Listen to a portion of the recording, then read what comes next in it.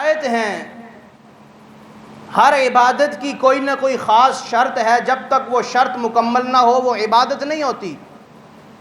مثال کے طور پہ نماز ہے، نماز کے لیے وضو شرط ہے۔ اگر وضو نہیں کیا انسان نے، وہ چاہے بیت اللہ میں جا کے نماز بھی پڑھ لے، اللہ نے اس کی وہ نماز قبول نہیں کرنی۔ روزے کے لیے نیت شرط ہے، وہ جو زبان سے ہم عربی میں کرتے ہیں وہ نیت نہیں، ارادہ دل کا۔ اگر وہ ارادہ نہیں ہے، انسان جتنے مرضی روزے رکھ لے اس کو فائدہ نہیں ہونا۔ حج کے لیے احرام شرط ہے، آپ احرام نہ باندھیں، صفا مروہ کی سعی بھی کر لیں، رمی جمرات بھی کر لیں، بیت اللہ کا طواف بھی کر لیں، وقوف عرفات بھی کر لیں، حج نہیں ہوگا۔ کیوں کہ احرام نہیں باندھا۔ احرام حج کی شرط ہے، وضو نماز کے لیے شرط ہے۔ اسی طرح جو ہم لا الہ الا اللہ پڑھتے ہیں، کلمہ توحید کا اقرار کرتے ہیں، اس کی کچھ شرائط ہیں۔ اگر ان شرائط کو پورا نہ کیا گیا، کلمہ پڑھنے کا فائدہ نہیں ہے۔ زبان سے پڑھتے رہیں، زبان سے کہہ بھی دیا لا الہ تو کیا حاصل؟ دل و نگاہ مومن نہیں تو کچھ بھی نہیں۔ کلمہ اسلام کی کچھ شرائط ہیں جو میں مختصر آپ کے سامنے ذکر کروں گا، جن کی مسلمانوں کی اکثریت جن شرائط کے بارے میں غافل ہے، اس کو پتہ ہی نہیں ہے۔ سب سے پہلی شرط کلمے کی وہ یہ ہے کہ لا الہ الا اللہ پڑھنا ہے، کلمہ اسلام کا اقرار کرنا ہے، تو اس کو سمجھا جائے، سمجھ کے پڑھنا ہے۔ اور دین اسلام کا کوئی عمل بھی ایسا نہیں ہے جو بغیر سمجھے کیا جائے، بلکہ امام بخاری رحمہ اللہ نے صحیح البخاری میں کتاب العلم میں باب باندھا ہے کہ قول اور عمل سے پہلے سمجھنا ضروری ہے۔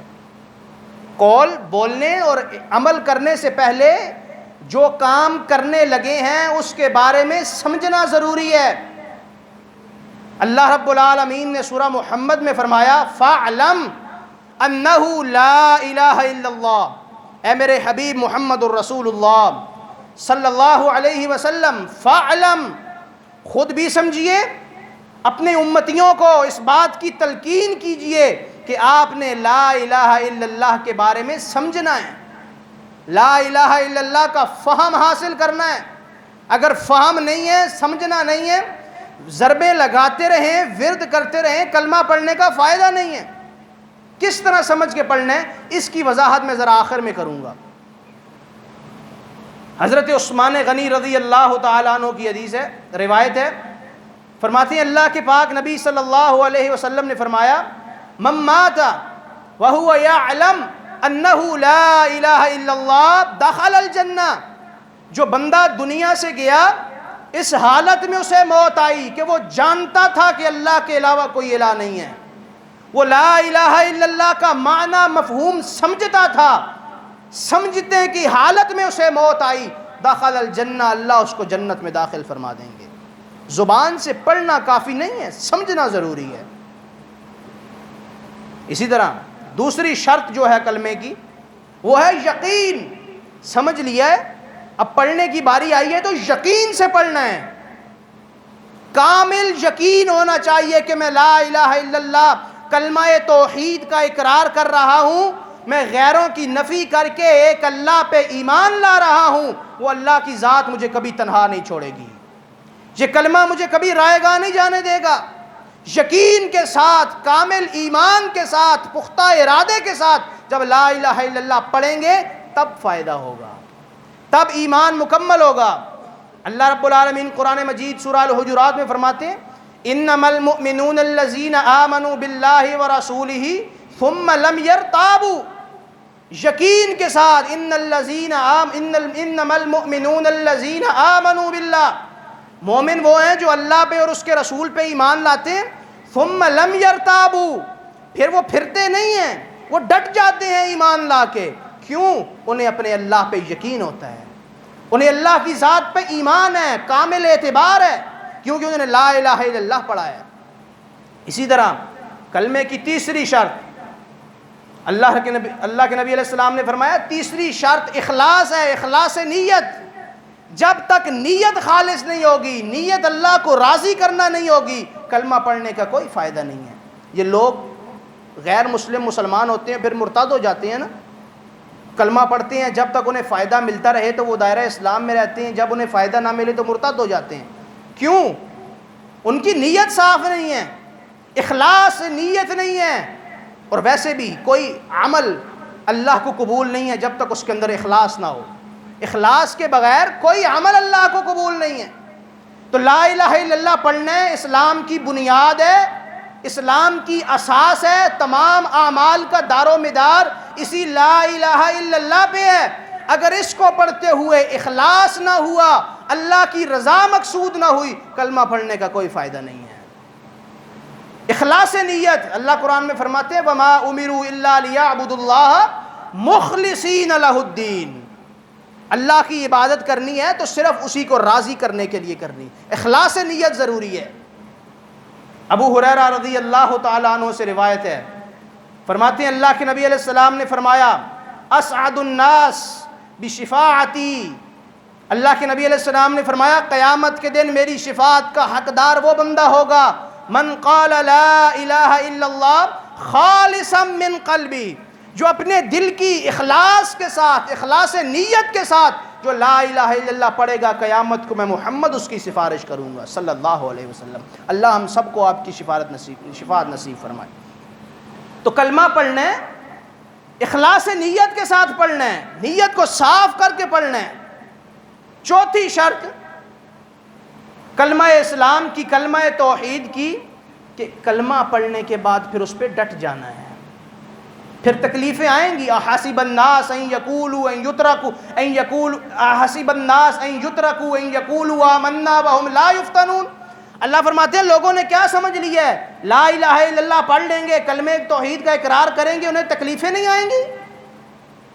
بڑی بڑی تکلیفوں اور پریشانیوں اور آزمائشوں سے ان لوگوں کو گزارا جائے گا، لیکن ان الذین قالوا ربنا اللہ ثم استقاموا، جنہوں نے لا الہ الا اللہ کا اقرار کیا پھر اس پہ ڈٹ گئے، تکلیفیں آئیں، پریشانیاں آئیں، مصیبتیں آئیں، لوگوں نے منہ موڑا، دنیا میں تنہا کھڑا ہونا پڑا، لا الہ الا اللہ کو پڑھ کے چھوڑا نہیں ہے، پھرے نہیں ہیں، ڈٹ گئے ہیں، تتنزل علیہم الملائکہ، اللہ آسمان سے فرشتوں کی مدد اتار دیتے ہیں۔ تو کلمے کی چوتھی شرط، جب لا الہ الا اللہ پڑھ لیا پھر اس پہ ڈٹ جانا ہے۔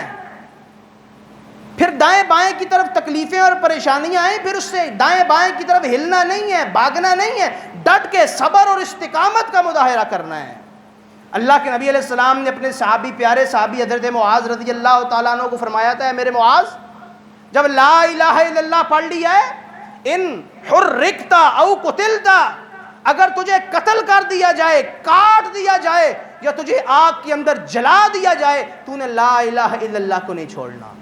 استقامت یہ شرط ہے بنیادی کلمے کی۔ جب لا الہ الا اللہ صحیح معنوں میں پڑھا ہے، پھر تکلیفیں آئیں گی، پریشانیاں آئیں گی، مصیبتیں آئیں گی، لیکن استقامت کا مظاہرہ کرنا ہے، پھر پاؤں ڈگمگانے نہیں چاہیے۔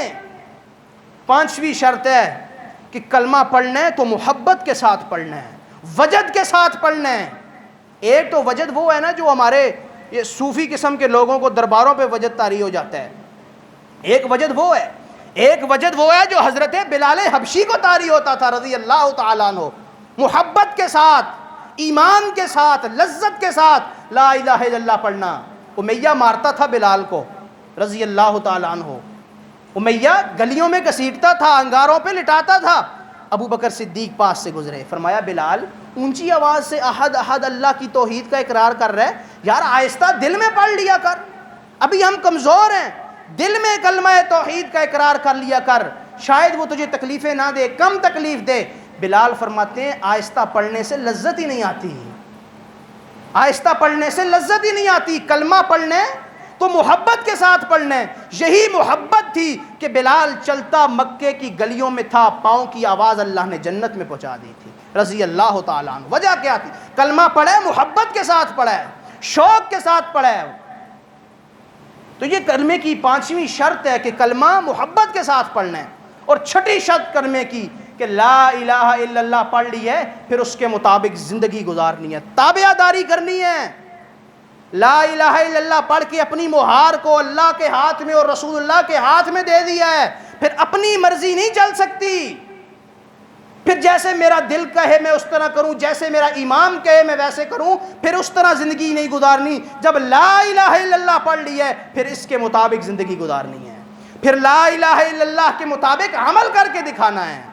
تو یہ بنیادی کلمے کی 6 شرائط ہیں، جب تک یہ 6 شرطیں پوری نہیں ہوں گی کلمہ پڑھنے کا کوئی فائدہ نہیں ہے۔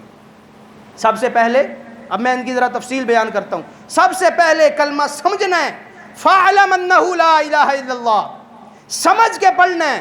اور افسوس دکھ کی بات یہ ہے آج مسلمانوں کی اکثریت کو کلمے کے بارے میں نہیں پتا، پڑھتے ہیں، ضربیں لگتی ہیں باقاعدہ طور پہ کلمے کی، لا الہ الا اللہ ایسے سر مارتے ہیں اور ساتھ لا الہ لگا، ضربیں لگائی جاتی ہیں، لائٹیں بند کر کے کمرے میں اندھیرا کر کے لا الہ الا اللہ کی ضربیں ہو رہی ہیں، ذکر کیے جاتے ہیں لا الہ الا اللہ کے۔ کلمہ ذکر کے لیے تو ذکر بھی ہے، افضل الذکر لا الہ الا اللہ، افضل ترین ذکر ہے، لیکن صرف زبان سے ذکر ہی کرنا ہے بس نہیں، پہلے سمجھنا ہے، فَاعْلَمْ، پہلے اس کا معنی مفہوم غور و خوض کرنا ہے، اس کی گہرائی میں اترنا ہے، کلمے کا مطلب کیا ہے، کلمہ ہمیں سکھاتا کیا ہے، کیا مطالبہ ہے ہمارا کلمے سے۔ جب ہم یہ لا الہ الا اللہ پڑھ رہے ہیں ہم نے پھر زندگی کس طرح گزارنی ہے، کس بات کا اقرار کر رہے ہیں، سب سے پہلے سمجھنا ہے۔ جب تک سمجھ کے نہیں پڑھیں گے کوئی عمل قبول نہیں ہے، کوئی عمل قبول نہیں ہے جب تک سمجھ کے نہیں پڑھنا۔ مکے کے مشرک سمجھتے تھے، مکے کے مشرک سمجھتے تھے کہ لا الہ الا اللہ پڑھ لیا پھر ساری چیز کا انکار کرنا پڑے گا، اسی لیے وہ پڑھتے نہیں تھے۔ آج کا مسلمان پڑھتا ہے لیکن سمجھتا نہیں ہے، مجال ہے کوئی بندہ سمجھتا ہو؟ کلمہ پڑھتے ہیں لیکن کلمے کو سمجھتے نہیں ہیں۔ ہم مسلمان اس وقت ایمان کے کس لیول پہ جا کے کھڑے ہو چکے ہیں۔ یہ عید والے دن جڑاوالا کے اندر 2 نوجوان شہید ہوئے، جڑاوالا میں، فیصل آباد کی تحصیل ہے جڑاوالا، 2 نوجوان عید والے دن شہید ہوئے۔ جرم کیا تھا کہ انہوں نے کہا قربانی صرف اللہ کے نام کی کرنی ہے، غیر اللہ کی قربانی نہیں ہوتی۔ شہید کیا گیا، گولیاں ماری گئی، سوشل میڈیا بھرا ہوا ہے، آپ دیکھ سکتے ہیں۔ یہ مسلمان ہیں، وضع میں تم نصارہ ہو تمدن میں ہنود، یہ مسلمان ہیں جنہیں دیکھ کے شرمائیں یہود، یہ مسلمان نہیں ہے۔ اب نعوذ باللہ کئی مرتبہ میں بیٹھ کے سوچتا ہوں، روتا ہوں کہ مسلمانوں کو یہ بتلانا پڑ رہا ہے کہ تم نے سجدہ اللہ کو کرنا ہے، تم نے قربانی اللہ کے لیے کرنی ہے، مسلمانوں کو بتلانا پڑ رہا ہے۔ یہ مسلمان تھے جن کی ذمہ داری تھی کنتم خیر امت اخرجت للناس تأمرون بالمعروف وتنہون عن المنکر، یہ ذمہ داری ہے اس امت کی کہ لوگوں کو توحید کا پیغام دینا، یہ ذمہ داری ہے اس امت کی کہ لوگوں کو اسلام کی دعوت دینا۔ اور ہم اپنی ذمہ داری سے کتنے سبکدوش ہوئے کہ ہمیں بتلانا پڑ رہا ہے کہ سجدہ صرف اللہ کی ذات کو کیا جاتا ہے، قربانیاں صرف اللہ کے نام کی کیا کرو، غیر اللہ کی قربانی حرام ہے، انسان کفر میں چلا جاتا ہے، اعمال ضائع ہو جاتے ہیں۔ یہ مسلمانوں کو بتلانا پڑ رہا ہے اور مسلمان آگے سے لڑنے کے لیے آتے ہیں۔ یہ عقیدے تو کفار مکہ کے بھی نہیں تھے۔ قرآن مجید کا مطالعہ کریں نا، سورہ زخرف پڑھیں، سورہ مومنون پڑھیں، سورہ عنکبوت پڑھیں، قرآن نے یہ جو ہم لا الہ الا اللہ پڑھتے ہیں نا، اس کے 2 حصے ہیں۔ پہلا لا الہ الا اللہ، ہر چیز کی نفی کرنی ہے، اللہ نے پہلے لائی نفی ہے، لا الہ الا اللہ، انکار کر دو، دنیا میں کوئی عبادت کے لائق نہیں ہے، لا الہ الا اللہ انکار کر دو، دنیا میں کوئی مشکل کشا نہیں ہے، کوئی الہ دنیا میں ہے ہی نہیں ہے، اپنے ذہن کو صاف کر دو، دنیا میں کوئی ذات نہیں ہے الا اللہ۔ پھر آگے اللہ نے سمجھایا اگر ہے تو وہ صرف ایک اللہ کی ذات ہے۔ پہلے انکار کرنا ہے پھر اقرار کرنا ہے۔ اور قرآن مجید کو پڑھیں، قرآن میں بھی اللہ نے 2 طرح سے توحید کو بیان کیا ہے، ایک اللہ نے مثبت انداز اختیار کیا ہے، دوسرا اللہ نے منفی انداز اختیار کیا ہے۔ مثبت انداز کیا ہے؟ اللہ رب العالمین فرماتے ہیں کہ زمین کو پیدا کرنے والا اللہ ہے۔ قرآن میں آپ کو مثالیں ملیں گی، سورج کی مثال، زمین کی مثال، ہوا کی مثال، آسمان کی مثال، بارش کی مثال، یہ ساری مثالیں، رزق کی مثال، اولاد کی مثال، یہ ساری مثالیں اللہ نے مثبت انداز میں دی ہیں کہ جو تمہیں رزق کھلاتا ہے وہ تمہارا رب ہے، جو بارش برساتا ہے وہ اللہ ہے، جس نے زمین و آسمان کو بنایا وہ مثبت انداز سے اللہ نے توحید سمجھائی ہے۔ پھر اللہ نے منفی انداز اختیار کیا ہے، اللہ فرماتے ہیں والذین تدعون من دون اللہ والذین تدعون من دون اللہ لن یخلقوا ذبابا ولو اجتمعوا لہ۔ اللہ فرماتے ہیں دنیا میں جن کی عبادت کرتے ہو نا، جن کو اللہ کے ساتھ شریک مانتے ہو، ساری دنیا کے مخلوقات، ساری دنیا کے پیر جمع ہو جائیں ایک مکھی بھی پیدا نہیں کر سکتے۔ یہ قرآن نے منفی انداز میں سمجھایا ہے۔ والذین تدعون من دونہ ما یملکون من قطمیر، جنہیں تم زندگی اور موت کا مالک سمجھتے ہو، وہ تو کھجور کی جو گٹک ہے اس کے اوپر، گٹھلی کے اوپر جو چھلکا ہوتا ہے اس چھلکے کے مالک بھی نہیں ہیں۔ قرآن نے دونوں طرح سے توحید سمجھائی ہے۔ لا الہ الا اللہ، پہلے لا الہ کہہ کے ساری معبودان باطلہ کا انکار کرنا ہے، پھر الا اللہ کہہ کے ایک اللہ کی وحدہ لا شریک کا اقرار کرنا ہے۔ اور مکے کے مشرکوں کے بھی یہ عقیدے نہیں تھے جو آج مسلمانوں نے اختیار کر لیے ہیں۔ قرآن پڑھیں، اللہ فرماتے ہیں وَلَئِن سَأَلْتَهُمْ مَنْ خَلَقَهُمْ، سورہ زخرف کی آیت نمبر 87 میں اللہ فرماتے ہیں ان سے پوچھو میرے پیغمبر، وَلَئِن سَأَلْتَهُمْ مَنْ خَلَقَهُمْ، کہ تمہارا خالق کون ہے، تمہیں کس نے پیدا کیا ہے؟ لَيَقُولُونَ اللَّهُ، وہ کہیں گے ہمیں اللہ نے پیدا کیا ہے، ہمارا خالق اللہ ہے۔ یہ کون کہہ رہے ہیں؟ مکے کے مشرک۔ اور آج پاکستان میں بیٹا ہو نا کیا کہتے ہیں؟ پیراں دتا۔ کیا نام رکھا جاتا ہے؟ پیراں دتا، کہ جی پیر صاحب کی برکت سے یہ بیٹا ملا ہے۔ انا للہ و انا الیہ راجعون۔ دوسرا مقام سورہ عنکبوت میں اللہ رب العالمین فرماتے ہیں وَلَئِن سَأَلْتَهُمْ مَنْ خَلَقَ السَّمَاوَاتِ وَالْأَرْضِ، ان سے پوچھو زمین و آسمان کا خالق کون ہے، زمین کس نے بچھائی، آسمان کو کس نے کھڑا کیا، وَسَخَّرَ الشَّمْسَ وَالْقَمَرَ، سورج اور چاند بنانے والا کون ہے، لَيَقُولُونَ اللَّهُ، سارے مل کے کہیں گے کہ اللہ کی ذات ہے، اللہ کے علاوہ کوئی نہیں ہے خالق و مالک۔ دوسرا مقام اللہ رب العالمین فرماتے ہیں سورہ یونس میں قُلْ مَن يَرْزُقُكُم مِّنَ السَّمَاءِ وَالْأَرْضِ أَمَّن يَمْلِكُ السَّمْعَ وَالْأَبْصَارَ، اے میرے پیغمبر ان سے پوچھیں مَن يَرْزُقُكُم مِّنَ السَّمَاءِ، آسمان سے تمہیں رزق کون دینے والا ہے، تمہاری آنکھوں اور تمہارے کانوں کا مالک کون ہے، وَمَن يُخْرِجُ الْحَيَّ مِنَ الْمَيِّتِ وَمَن يُخْرِجُ الْمَيِّتَ مِنَ الْحَيِّ وَمَن يُدَبِّرُ الْأَمْرَ فَسَيَقُولُونَ اللَّهُ، اے میرے پیغمبر پوچھو ان سے تمہارا رازق کون ہے، تمہارا خالق کون ہے، تمہارا مالک کون ہے، سارے کہیں گے کہ اللہ کی ذات۔ زندگی اور موت دینے والا کون ہے، سب کہیں گے کہ اللہ ہے۔ چوتھا مقام قرآن کا اللہ فرماتے ہیں سورہ مومنون میں قُلْ لِمَنِ الْأَرْضُ وَمَنْ فِيهَا، میرے پیغمبر ان سے پوچھیں، قرآن نے مختلف انداز سے کھول کھول کے توحید بیان کی ہے۔ قُلْ لِمَنِ الْأَرْضُ وَمَنْ فِيهَا، میرے پیغمبر پوچھو زمین اور زمین میں جو کچھ بھی ہے کس ذات کا ہے، سَيَقُولُونَ لِلَّهِ، سارے یک زبان ہو کے کہیں گے کہ ساری چیزوں کا مالک اللہ ہے، کوئی اور مالک نہیں ہے۔ وہ پھر مانتے کیوں نہیں ہو؟ جب اقرار کرتے ہو کہ زمین کا خالق بھی اللہ، زمین کا مالک اللہ، روز رزق دینے والا اللہ، اولاد دینے والا اللہ، پھر مانتے کیوں نہیں ہو؟ اس کی توحید کا اقرار کیوں نہیں کر لیتے؟ اس بات کا ذکر بھی قرآن نے کیا ہے۔ وہ کہتے تھے اجعل، اے میرے پیغمبر، اجعل الآلہۃ الہا واحدا ان ھذا لشیء عجاب، آپ ہمیں کہتے ہیں اجعل الآلہۃ الہا واحدا، ایک الہ کی پوجا شروع کر دیں، ایک اللہ کے سامنے سجدہ کرنے لگ پڑیں۔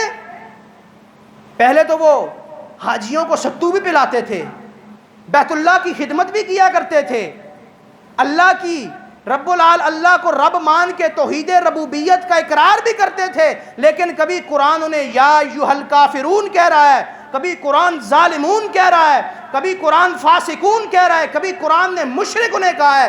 وجہ کیا تھی؟ جب انہیں کہا جاتا تھا اجعل الآلہۃ الہا واحدا، کہتے ہیں ایک اللہ کی پوجا شروع کر دیں، ان ھذا لشیء عجاب، یہ بات ہمارے دماغ میں نہیں آتی۔ مانتے ہیں خالق اللہ ہے، مالک اللہ ہے، لیکن عبادت صرف اکیلے کی کرنی ہے، باقی بتوں کا بیچ میں شریک نہیں ہے، لات منات عزا کو چھوڑ دیں، سمجھ نہیں آتی ہمیں یہ بات۔ آج کے کلمہ پڑھنے والے کو بھی کہہ دو نا کلمہ پڑھنے والے کو بھی کہو کہ اللہ تعالیٰ نے تمہیں پیدا کس نے کیا ہے؟ کہے گا اللہ نے کیا ہے. مالک خالق اللہ ہے، مانے گا، خوش ہوگا. توحید کرو، اللہ بارشیں برساتا ہے، اللہ نے زمین سے انگوریاں اگائی ہیں، اللہ مشکلوں سے نجات دیتا ہے، سجدہ اللہ کو کرنا چاہیے، بڑے خوش ہوں گے. لیکن جب آپ کہیں گے کہ علی حجویری داتا نہیں ہے، تمہارے گلے پڑ جائیں گے. آپ اللہ کی صفات بیان کرتے رہیں، لوگ خوش ہوں گے.